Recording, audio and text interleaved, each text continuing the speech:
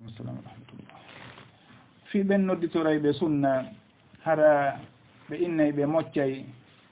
ɓe inna hiɓe wawi nangude ñande ɓe aray ɓe mocca goɗɗo on tigi inna kañum ko ni e ni ñaami hunde kaarijo ñaami ɓeeto kadi ara o yato ko kamɓe ñawunoma o yato kadi ko kamɓe rewanimo aray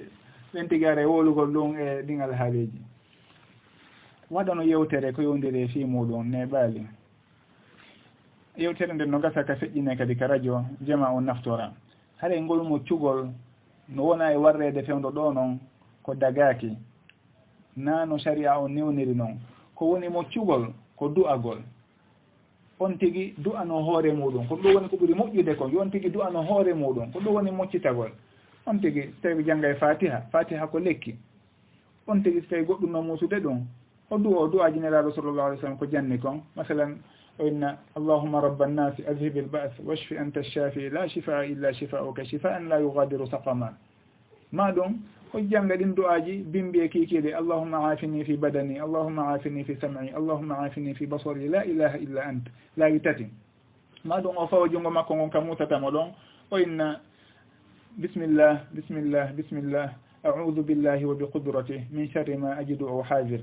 wola ɗum ɗon o laawi jeɗɗi bisimillah on ko laawi tati du'a on ɗa laawi jeeɗiɗi haɗum ɗon fof ko du'aji nelaɗo sallallah sallam ko janni en ma ɗum on tigi bimbi kala no nelaɗo sallallah sallam makiri noon o inna la ilaha illa allah wahdahu la sharika lahu lahu lmulku wa lahu lhamdu wa huwa ala kulli shay'in qadir laawi temedere cheytane wawantamo hay e hunde e ñallal makko ngal fof haɗum ɗon ko ɗum woni moccitagol on tigi ko du'anagol hoore muɗum ma ɗum o mocca ɓe nguure makko nden fay koye makko ɓe nguureji makko ɓe nguuli makko o du'anoɓe o jangganaɓe falaki e naati jangganaɓe fatiha ayatul kursi en maɗum o du'anoɓe ɗi du'aji nelaɗo sallllahu alayhi wa sallam ɗum ɗon on woni moccugol goɗɗo kono yahugol e goɗɗo goo inna kaari jomin mi falaya moccan ɗumani jinnano jokki on tigi ma ɗum cheytane ma ñanne ɗum ɗon on koye lo'ere limanu jeeya goɗɗo si tawi o hoolike on ndema cheytaneji ɗin hino wawanimo goɗɗum ko allah o hoddirali haare koye lo'ere limanu makko cheytane wawana goɗɗo hay e hunde ko allahu daali kon innahu laysa lahu sultanun ala alladina amanu wa ala rabbihim yatawakkalun o ala doole e dow ɓen tawayɓe ɓe gomɗini jooma maɓɓe hiɓe yowiti e jooma maɓɓe fus o wawanaɓe kono noon innama sultanuhu ala alladina yatawallawnahu walladina hum bi mushrikun ko o mari doole e muɗum ko ɓen tawayɓe hiɓe weldinomo e hino kadi hiɓe kafidamo e goɗɗo goo haray ko ɓen ɗon cheytane wawani goɗɗum on tigi yo hoolo allahu ha jinnaji aduna ɗin fof tiɗi mawodiri fus ɗi wawanamo cheytaneji fof yoɗi mawbodir gila iblisa kanko tigi o tawe fus ɗi wawantamo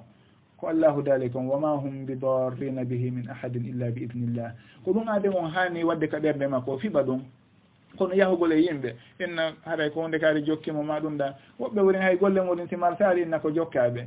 a won tigi yo perdin golle muɗum ɗen inna ko jokkaɗo tuuma jinna tuuma cheytane o anday si tawi ko noon goɗɗo avancirte gurdam muɗum on tigi hay feggi inna o haara yahu moccoyo na ɗum moccugol ko du'a on tigi yo du'ano hoore muɗum yon tigi ndaaru zicruji jantaɗi ɗin ka sunna nelaɗo sallallah sallam o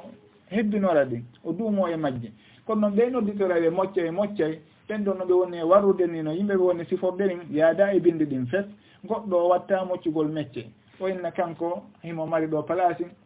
yimɓe ɓen si ari o moccay ɓe mo wawi yewtidire e jinnaru ndun mo wawi andude ko hombo jokki oɗa mo wawi andude ɗum ɗa e ɗum ɗa komɓe ko ndure ɓen andira ɗum mbila ɓen andira sugu ɗin piiji goɗɗo si o nodditori sunna hay so tawi noon mo hunji defte sunna fof himo ƴetti waare nde mo ɓuuri fof jandude waare no on tigi wayi wo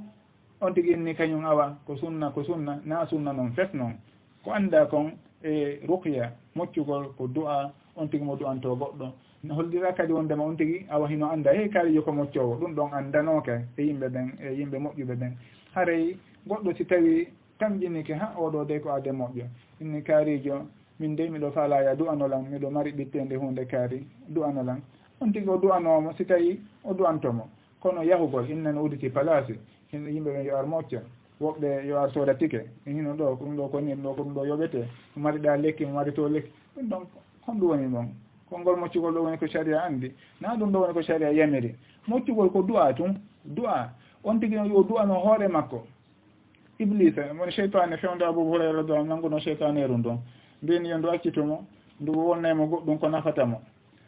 ndu wonnima ndu wondema yo janngu ñande o ayatul kursi ndemo waalo cheytane wawantamo goɗɗum ɓay o yeetike ɗum nelaɗo sallllahu alayhi wa sallam ɓe innimo sadaqaka wa huwa kadub o gonguima ɗo kono noon ko fenowo tindini awa ayatul kursi ko rene ɗum adem allah ono renira adem on saabu ayatul kursi on no allahu daliri noon kadi lahu muaqibatum min bayni yadayhi wa min halfihi yahfadunahu min amrillah adem on hino mari malaikaɓe ko wonimo e renude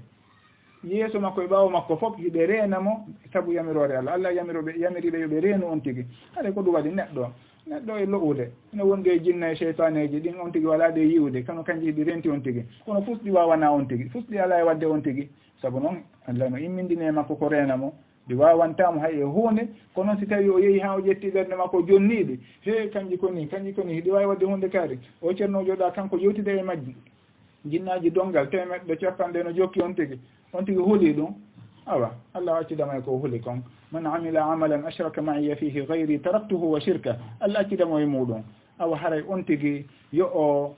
gongu ka limanu makko e ka yowitagol mo e allah hara o huulali hay e hunde siwona allah o hoolaki wondema hay e hunde no wawimo lorrude siwona allahu hoddiri awa haray so tawi on tigui heeɓi o limanu ɗon o hisay o fawtoto kono so tawi o nanngui ƴettugol hoore makko naɓa e ɓen innitortoɓe moccugol hay so tawi ɓe innitiri ko annabaɓe ko herana innugol tun no jokki sunna hara ko annabaɓe woni koɓe innitori wona sunna ɓe jokki e gon sengo ɗon o haray moccugol ko du'a kala on yaaruɗo no bindi ɗin yaari noon ko du'anto arɗo e makko no faala du'a ma ɗum o jannamo ko honno o du'orta ko ni woniri no nelaɗo sallallah alih sallam warrayno ko ɗo woni ko jannata yimɓe ɓen kono uɗitugol palasi hon ma ɗuma hon hara golle makko nde tardi o ara uddita ɗon goɗɗum o nodda yimɓe on ndema moccaneɓe ɗum wawi andindeɓe ko homɓe jokkimo ko honto mudadu makko ɗa kalori ko homɓe woni ko ƴetti mbuli makko ɗin homɓe andira ɗum si wona ndureɓe ɓen awa haray ɗum ɗon o yiida e sunna fes wata yimɓe ɓen kadi ɗaynito wata goɗɗo ɗaytu ha ƴetta hoore muɗum yaha jonna sugu ɓen innugol ɓe moccanmo ten tun noon boneji kadi koɓe wona wowlirede koɓe woni e wadde e muɗum e wujjugol jawle yimɓe yanugol e rewɓe yimɓe e memugol ɓalli ko hananaɓe memugol ɗum ɗon fof hino wowlede e muɗum mo ɗayti ha yeehi e maɓɓe ɓe waɗimo sugu ɗum ɗon ko kanko woni ko ɗaɓɓi kono sharia newnanamo yo yahu e sugu ɓen ɗon ngal damal ɗon ko fermetengal wona yo on tigui ɗaytu wona yo limanu makko lowu ha o yaha e sugu ɓen yimɓe ɗon nelaɗo sa sallam koɓe jantinoɓe yimɓe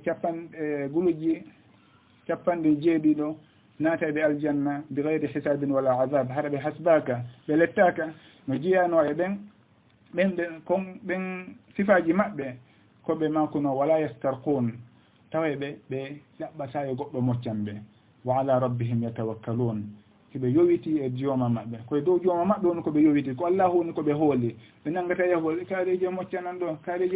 ɗo hunde kaarijo to on tigui ko heeɓimo wo inna yo yaho moccane on tigui golle ɗo perda golleɗa perda inna kañum ko jokkaɗo maɗum nangge tumugol yimɓe kaarijo ɗa jokkimi hunde kaariɗa yahat ɗo noon kadi ɓeeɗa jangganamo ɗon piiji ko tawa kamɓe jinna woni e gollitude e cheytaneji on tigui faɗɗe cheytaneji nangge wowlugol fena ko feni o ina ko kaarijo jokkimoɗa ko hunde kaariɗa kan kadi o ɗiwtoya ɗum ɗon o wolane ɗum ɗon o yahano yaɓeya to wondema ko onon jokkimmi ko ɗum ɗo ko ɗum cheytane ndu wiye ko ɗum e ɗum cheytane no hoole omo hooloto e cheytane so tawi on tigui no andi cheytane ko fenoju haɗay ko waddidirgol yimɓe hellugol enɗanji ɗin ko ɗum ɗon cheytane woni ko arani aray on tigui yo o rento wata o jonnu hoore makko suku ɓen ɗon kadi ko ɓente koye ɓe huulu allahu moƴƴa ɓe anda ñande goo haray hiɓe ka kabru maɓɓe konko ɓe woni e wadde ɗon si tawi hiɓe andi wondema feewa awa haray ñande janggo ko kamɓe e jooma maɓɓe hasbora nden kala moɓe lorri e muɗum ɗum ɗon yaratani kala mbukum kumɓe ƴetti e on tigui e hinole hiɓe andinayi dow gonga ɗum ɗon kadi yaroytani ñande goo wetene goɗɗo hara ko kanko tun e kabru makko on ka gayka makko toon hay goto tawoytamo ɗon na jinnaru makko na cheytaneru makko hay hunde wallitoytakomo ɗon on tigui noon andite kadi wondema mayde waynatako na wondema kanko imo wonde jinna o yawata mayde on tigui